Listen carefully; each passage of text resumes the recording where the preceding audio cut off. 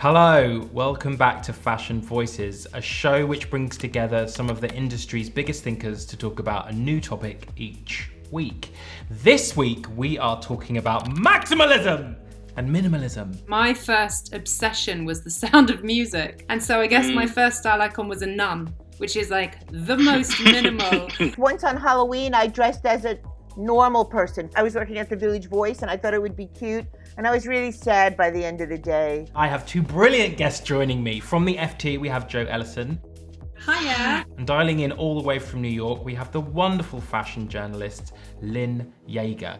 Hi. How's New York? Rainy and cold and crazy, but okay. And London, Joe? It's London. Grey.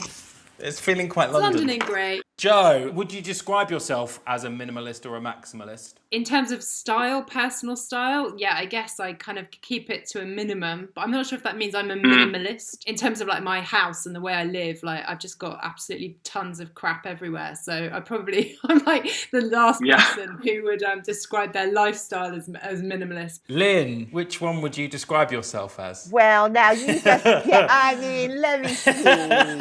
I don't even have any minimal clothes. So just to give us a bit of an insight into your style, can you tell me how you get dressed in the morning? What does it entail? So I usually have the tulle tutu with something amusing over it, like another tulle tutu, or maybe like a cotton printed skirt or something over it, and then a kind of smocky dress affair on the top. I have a sort of velvet comme des garçons opera jacket that I like to wear around, some nice woolly tights. Joe? I guess it's about finding a sort of silhouette that I like in the morning. I like things to kind of keep it quite simple and straight. I get quite sort of fetishistic about like hem lengths and trouser lengths and what kind of shoe works and whether the balance works between the sort of bottom of that and the start of another. How do you think other people respond to it when you are dressed the way you're dressed? If someone starts talking a lot about what I'm wearing, I kind of want to go and take it off because I feel a bit like it's become a kind of conversation piece, which I find a bit awkward. Lynn probably feels the opposite. No, it's the opposite, I'm afraid.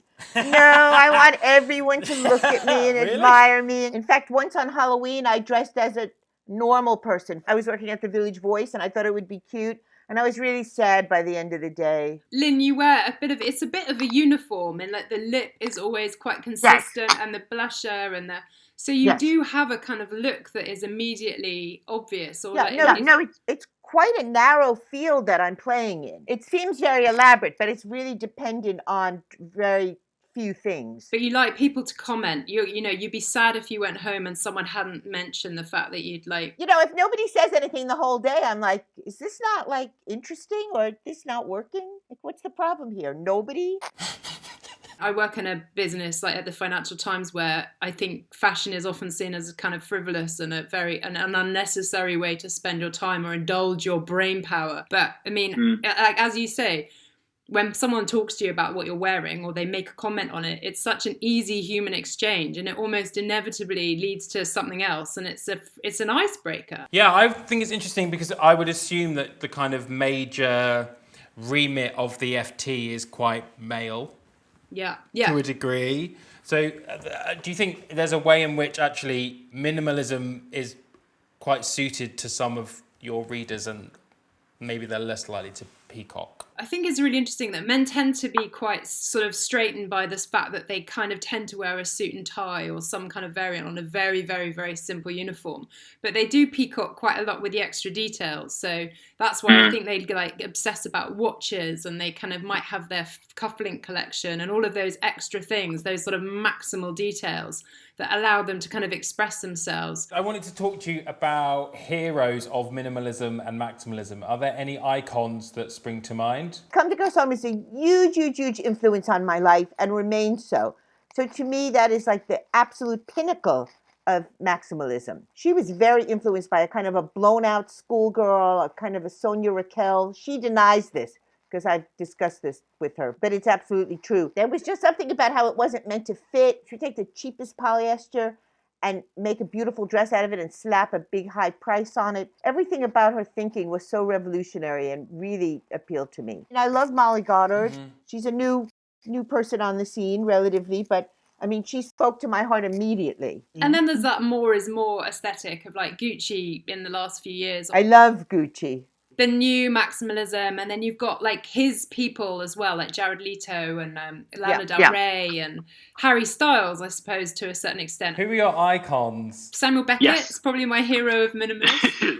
just because he's my style icon, basically. Like anything he wears, I'm like, good, yeah, that works.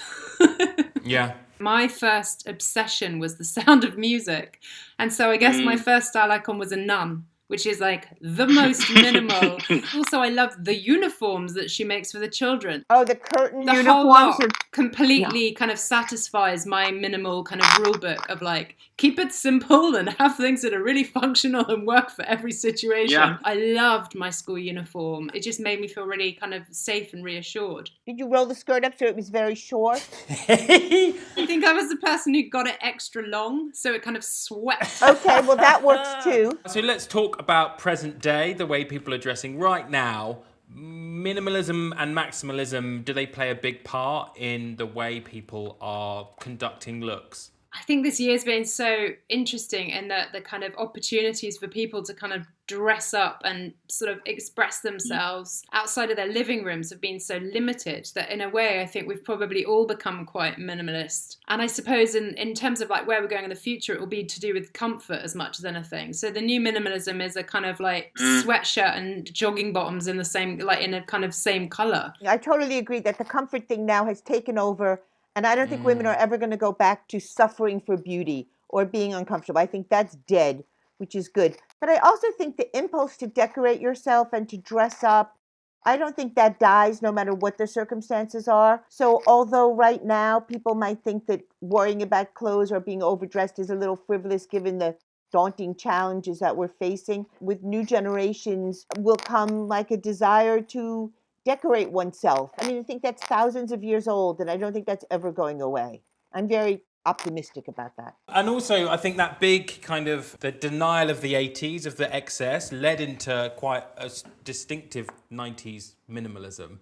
It was like pulled right back in. So maybe we just haven't really seen... We have not seen a global pandemic in over 100 years. The challenges to social life will surely have their impact on fashion, and we just don't know. Also, look what happened after the last global pandemic. We went slap bang into like the jazz age, which is like the most decadent, the most extreme. The most radical shift. If you look at somebody, how they're dressed in 1918 and how they're dressed in 1922, you could never believe it's that same woman. But it's also, I think, something to do with the youth. And they're kind of the people who are able to go out, and they're going to be less affected by this pandemic, and they're going to be much more kind of open to other ways of making a living. So they're going to have to get really creative. I do think there's an opportunity for that, for like this kind of real youth quake. We haven't even seen what's going to happen yet.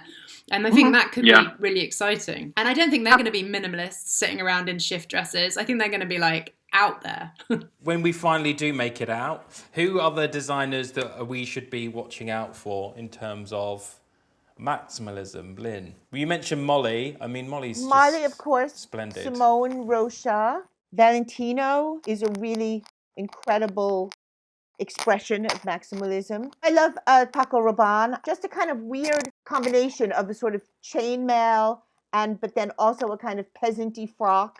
And that's always a very brilliant collection. Who is making great minimalism? Joe. The Row is doing great minimalism. Jill Sander, I suppose, would be very kind of straightforwardly strict. There are elements of Bottega that are minimalist, but then there are other elements that are so maximalist. But it's definitely got a kind of quite a simple premise in terms of like maybe palette. Yoji, I suppose, has been a minimalist since forever. So if I want to become a maximalist, maybe I'm already on my way, but do you have any tips for someone starting out? You know, you can start with one kind of oversized fun thing and just see how you feel and see how you see yourself. So you can stick your little velvet ballet slipper toe in this water and just see if it speaks to you. Now, I want to ask Joe, what was the last time you wore something that was not black, brown, gray, or navy blue? I wore something that was very pale blue the other day. Pale blue t-shirt, does that count? I have a bit of a thing for a souvenir t-shirt. Oh, I love a souvenir t-shirt. That's my experimentation with colour, because I'll go with anything. And as long as it's got a good kind of retro vibe, that's about as experimental as I like to get. Yeah, but being there, got the t-shirt is a great way to live. I would like to argue that those are not really what I would call clothes. but okay. I'm not sure a tulle skirt is necessarily clothes. It's more of a petticoat. You're right. Totally right. It's not exactly clothes either. Okay. Snap. I feel like all these together, though, the like Cedar Rapids t-shirt with a tulle. I think that is a magical Yeah. combination. Joe, I am also toying with becoming a minimalist. Do you have any tips for me? I think fast fashion has encouraged this mentality of a very throwaway culture. So you have a lot of things, or we've accumulated a lot of things in our wardrobes that we don't really wear. So I think it's a good time to go like right back to that sort of post-war rationale for buying things that my grandmother would have had, which is, when you look at something, is it going to go with 7 other things that you already have in your wardrobe? You've got to go for that Marie Kondo. Does this speak to me? Do I love it? What is it about this cut and shape that I really like? And then you'll look for that cut and shape again. I learned really on, I don't really like showing my arms, and I hate anything wasted. And so they all just went. I don't wear skirts. That all went. You know, it's just nice to make a few things where you're like, oh, I don't have to worry about that anymore because I'm never going to wear a skirt again. And I think you'll find your minimal wardrobe really, really quickly, because you'll probably find out you only wear about 7 things, as Lynn does. Like, we all only wear a very few things. You are very much drawn to the same things over and over again. I would say from the waist down, I'm a minimalist, and from the waist up, I am a maximalist. So I just want like really classic, beautifully fitting slacks and the wildest shirts that I can lay my hands on. I think we can approve of that goal. So if you could both send me the corresponding halves, I can update my wardrobe. Thank you. Guys, that's all we've got time for. So I just want to say thank you so much for joining me on the panel today. Thank you for having me. It's been a pleasure. Thank you. And Joe, thank you. Speak to you soon. Bye. Bye. If you like what you've seen today, leave a comment, and you can also subscribe to the Farfetch YouTube channel. Never miss an episode.